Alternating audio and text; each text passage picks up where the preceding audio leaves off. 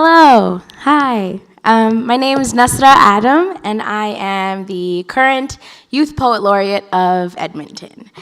So as a poet, as an activist, as a community organizer, as an obnoxious theater kid, I am in a constant state of exploration, of curiosity, of critical analysis. Now, in exploring the relationships I have to water, and exploring my relationship that I have to the world and the world has to me, I found many similarities in how we treat our earth as a society and how we treat our women. Now, in thinking about the most recent examples of this relationship, if we look at the not-so-United States of America, what's going on in North Dakota at Standing Rock, the fight against the Dakota Access Pipeline, yet another instance where profit is being prioritized over human life, and also one of the most incredible and influential environmental protection movements of our time, happening at the same time and on the same plane, almost literally, as one of the most misogynist, violent, and anti-women presidential campaign that I have ever experienced, and many of us have experienced. Now, the fact that the two coincide is not an accident. They are a reflection of our values.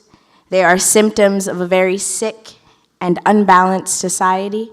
And most importantly, they are examples of the deeply layered and destructive relationship we have with the divine feminine, a relationship that Canada has had issues with as well. 2/3 of First Nations living in Canada have been under at least one water advisory between 2004 and 2014. At the same time, Indigenous women and girls represent 10% of all female homicides in Canada, although they make up only 3% of the female population. Again, not an accident. Now, in many faiths around the world, women and femmes make up the highest respected members of community, as givers and nurturers of life, as people gifted with the essential and sacred knowledge that literally keeps our race alive. We know this. So why have feminine beings been subjected to so much violence and for so long? Power, greed, and patriarchy. The same forces that are responsible for the destruction and poisoning of our first womb, our first mother, the earth. Now, if we are to do better in ensuring the survival of this land and all that call it home, it is crucial that we reevaluate our relationship to the women and femmes around us, particularly the Indigenous, particularly the elderly and the young, the women of color, the disabled, the queer, and those living at all of those intersections. It is crucial that we cultivate and exercise our own feminine energy as well. This is where the work begins. A quote by Yogi Sarah Corder: "Honoring and connecting to the divine feminine is an act of worship, not only to oneself, but also to the divine mother, the essence of all creation and the God of your own distinct understanding of the universe.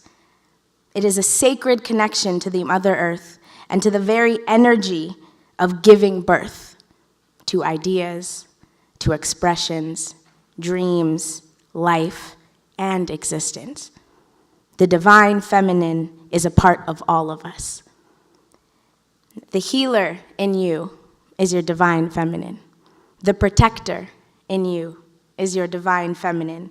The ancestral wisdom and sensitivity and harmony and empathy in you is your divine feminine. The water that moves your body, literally and spiritually, is your divine feminine. When we reconnect and reconcile with the pool of spiritual wisdom living inside us, when we tap into the centuries of resistance and growth and love and resistance known so well by all feminine peoples, we open up ourselves to a world, an existence without borders. We reimagine justice. We sing Gaia's anthem in her first language. We say to our women, our mothers, our daughters, that we value their lives. We prove this by protecting the land, by vowing to love all that gives us life with every inch of our capacity. To the water protectors, past and present, to the water, to the divine feminine in all its shapes, and to you, I say thank you. I wrap my gratitude in the softest parts of myself, offer it with tobacco, with my living, breathing body, with my mother's attentive heart. This land is not mine, but it calls to me, asks me to be better for the sake of everything.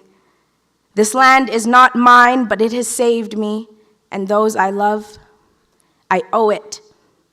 And those who first called it home, my respect, my voice, and my care. Today, I honor those who fight and the spirit that fuels them. Today, I honor the water, the earth, the divine feminine, for in doing so, I honor myself and each of you. I am at your feet in prayer and revolution. Let us do better for each other. Let us answer the Spirit's call. Thank you.